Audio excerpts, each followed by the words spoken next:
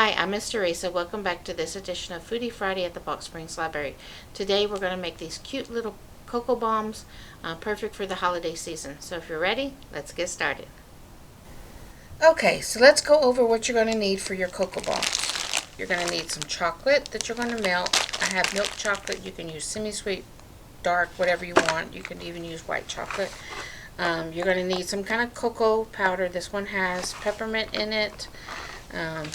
You can use one that doesn't. You can use sugar-free, whatever your preference is. If you want to flavor it, you want, like, say, peppermint. So I have a peppermint bark.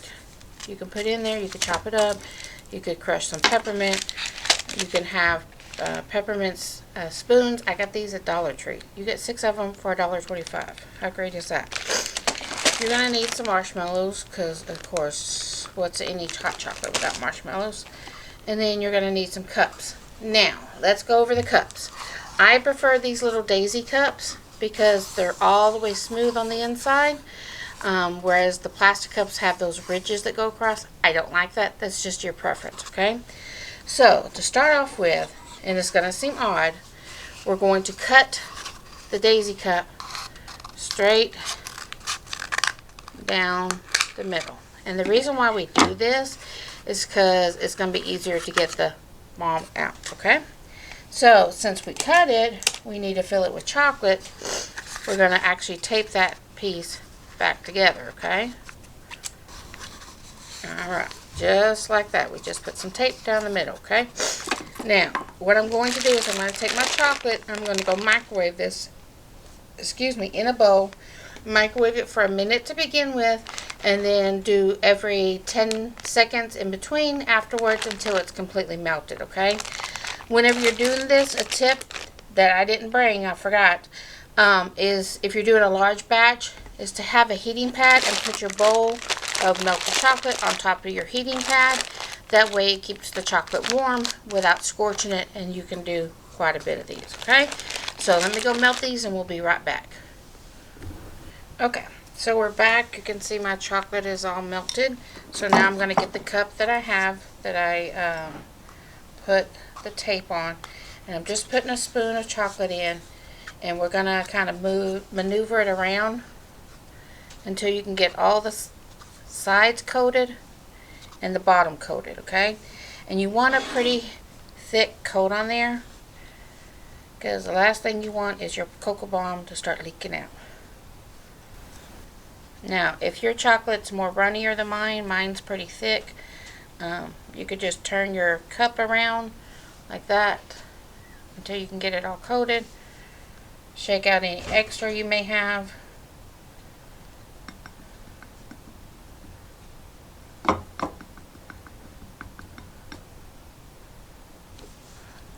If you see any holes, what I like to do is hold it up to the light. I can see there are holes in my bottom layer. I'm going to put just a little bit more in there. Alright, so the last thing you're going to do with this, so this is just building the shape of the cup for your cocoa bomb, is you're going to put it in the refrigerator so that way the chocolate can sit so we can move on to the next. It should look like that, okay? We'll be right back. Okay guys, welcome back. Our shell is pliable. I mean, if I bend on it, I'm going to crack it, but it's hard enough that I can put some stuff in it, and that's what we want. So you're going to pick out whatever cocoa mix you're going to use. I'm going to use the peppermint one. Now, you will not be able to fit this whole cocoa pack into here, and that's perfectly fine because we have chocolate around, so they're not going to miss any of that chocolate, okay?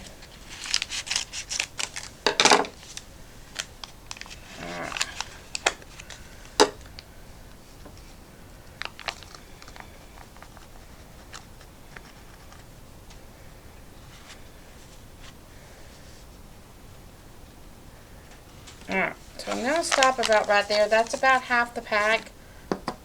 You can see it's all in there. I'm going to add a couple marshmallows inside as well. Now, if you had the cocoa mix that had the marshmallows in it, you wouldn't have to add them. But I don't like dehydrated marshmallows. I'm sorry. We're just going to add some there. Okay. And then we're going to keep some for the top. But the reason why we're also adding the marshmallows in is because we need to top this off.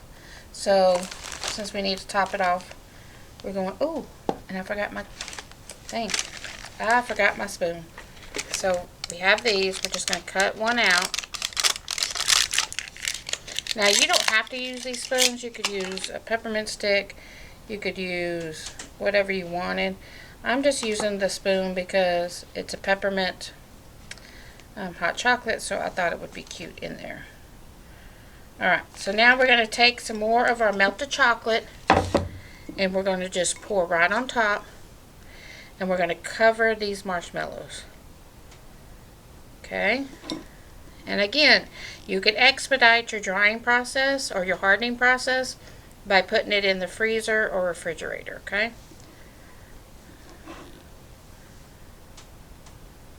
And really pack it on.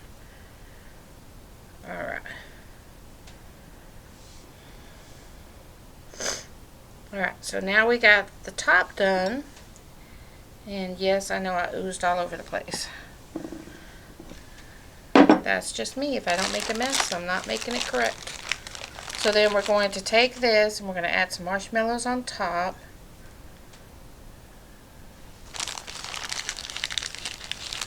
Maybe two more. Get back in there. Alright. So now we're going to put this back in the refrigerator or freezer, and we're going to let it harden. Once it's hardened, then we'll take it out of the package, okay? So we'll be right back. Okay, so I just got it out of the freezer. This is what it looks like. Before we unbox it, we're going to do some prep work. So I have some clear cellophane. I did get this at the Dollar Tree. You can find it, especially this time of the year. So, take it out of the paper. Don't rip it like I just did. So what I would do to give this away as like a hostess gift or even a teacher gift, you're going to cut enough cellophane that you can gather it at the top, okay? And all I keep doing is moving it little by little so that way I can see how much I'm going to need to gather. Yeah, about that much. Alright, so we're going to cut it there. If you were to use like a regular spoon instead of the peppermint spoon, you wouldn't have to go all the way up. But because the peppermint spoon is a piece of candy, we want to make sure we cover that up. Also, if you were making this for like to give away, make sure you would use like plastic gloves or anything like that. I did just wash my hands, but I'm not giving this away, so I don't really have to worry about it. So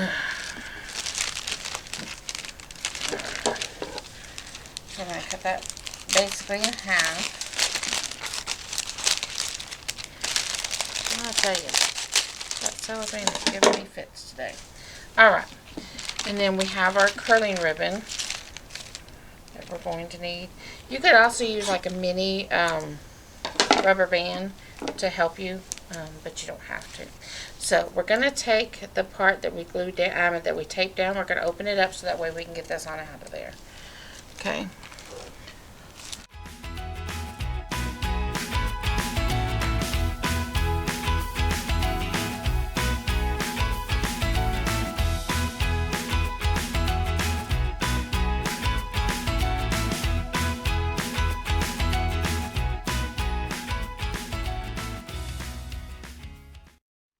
So that's how it looks.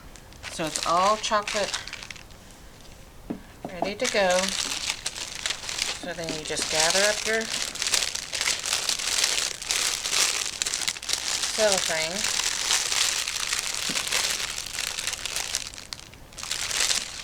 Hold it up some. Okay.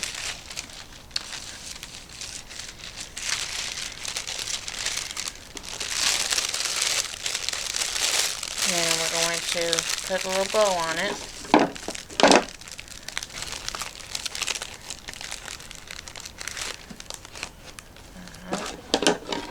And of course, take your scissors.